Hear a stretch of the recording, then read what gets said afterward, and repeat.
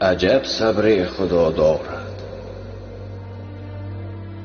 اگر من جای او بودم، همان یک لحظه اول ظلم را می دیدم. از مخلوق بیویستان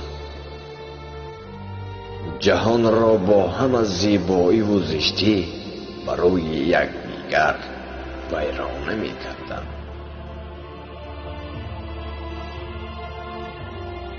عجب صبر خدا دارد. اگر من جای او بودم که در همسایه صدها گرسنه چند بزمی عیش و نوش می دیدم، نخستی نعره مستانه را خاموش خواندم، بر لبی پیمانه می کردم.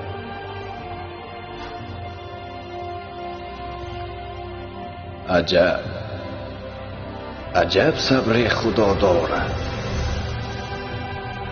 اگر من جای او بودم که می دیدم یکی بریان لرزان، دیگری پوشیده از صد جامه رنگین، زمین و آسمان را واژگون مستانه می کردم.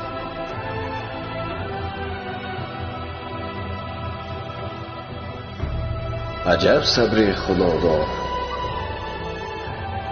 اگر من جای او بودم نه طاعت می پذیرفتم، نه گوش از بحر استغفار این بیدادگرها تیز کرده پاره پاره در کفی زاهد نمایان سبحه صدانه می کردم.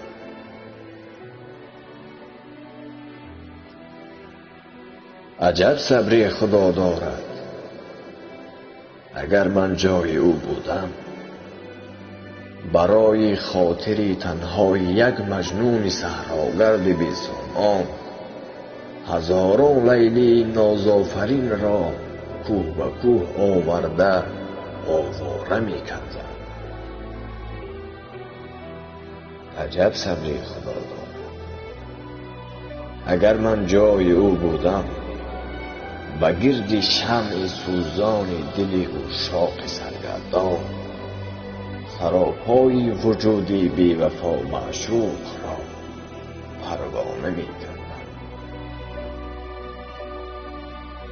عجب صبر خدا دارد.